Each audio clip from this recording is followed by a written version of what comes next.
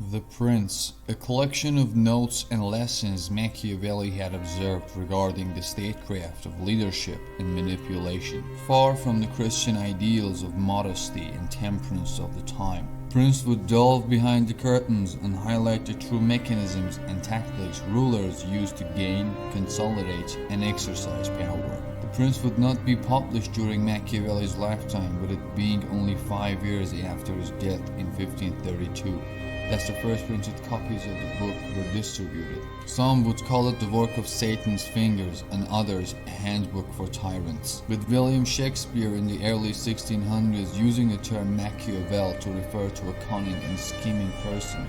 But over time, some would begin to see the Prince in a different light, with the French philosopher Rousseau believing its contents were of service to the public and exposing and allowing them to observe the secret tactics of tyrants. English philosopher Francis Bacon stated that we are much beholden to the Machiavel and others that write what men do and not what they ought to do. But perhaps the Prince's impact is stated best by author Jim Parks. Machiavelli's little book was a constant threat. It reminded people that power is always up for grabs. Always a question of what can be taken by force or treachery. And always, despite all protests to the contrary, the prime concern of any ruler. But for one ruler in particular, Machiavelli's wars would have a profound impact, one that not only changed the course of history, but would result in the death and subjugation of tens of millions of people.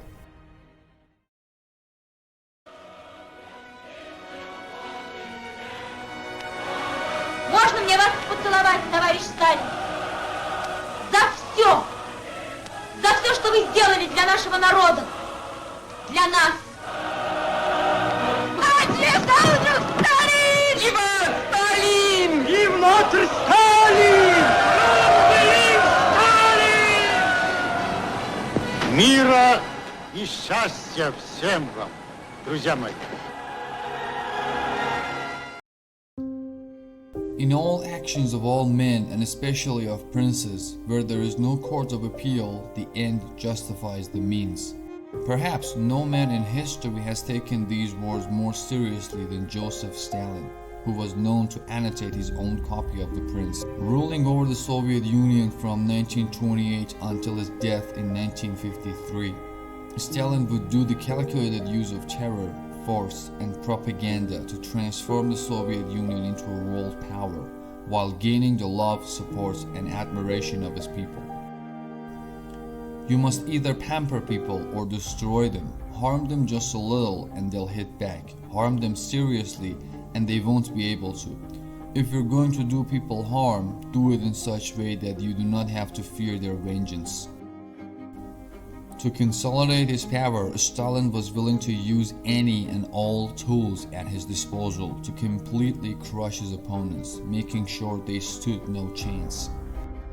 His political rivals would be shot down, citizens who spoke against him would be hunted down, and millions would be sentenced to backbreaking work in gulag labor camps, where they would be forced to carry out decades of slave labor and highly dangerous projects for the states. In 1937, Stalin would take these measures to the extreme, launching the Great Terror, a campaign to rid society of his rivals and anyone who displeased him. Lasting for a year and a half, the Great Terror would spread fear across the entire country, with over 1,500 people being killed each day. Husbands would turn on their wives, children on their parents, and by the time the Great Terror had come to an end, there was no one left to speak out against Stalin's rule.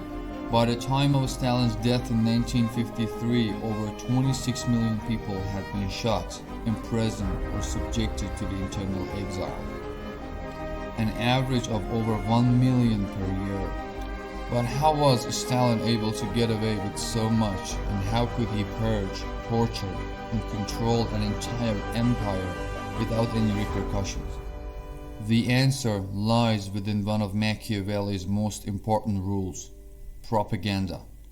So long as he has the people on his side, a ruler needn't worry about conspiracies. But when they are against him and hate him, he'll have to watch everyone's every move. Stalin understood that public support was crucial to his position. If he was loved and people swore allegiance only to him, it would be very difficult for his enemies to oust him from power. And so, Stalin would go to extreme lengths to develop a cult of personality, with the state producing an endless stream of propaganda, portraying Stalin as a hero and a god. Statues of him were erected across the country, and the city of Zaratan was renamed to Stalingrad. And during World War II, Stalin's name was added to the national anthem. The printing presses were also nationalized, with only officially sanctioned writers were able to publish books and write plays. Thousands of posters would be produced to make him appeal to every aspect of society. To the worker, he was a common man, smoking pipe and riding the subway with his fellow citizens. To the families, he was a father figure, beloved by the children, who would present him with flowers and adoring smiles. And to the soldiers, he was a defender of Mother Russia, a great general wearing a military uniform and leading the Soviet armies to the victory during World War II. The best fortress which a prince can possess is the affection of his people. Every citizen of the Soviet Union, no matter their age, would be targeted by Stalin's propaganda machine. In 1935, the phrase, "Thank you, dear comrade Stalin, for a happy childhood," appeared above doorways at nurseries, orphanages, and the schools. People's homes would also begin to incorporate private Stalin rooms, a place featuring his portrait, where they could fully dedicate themselves to their beloved leader.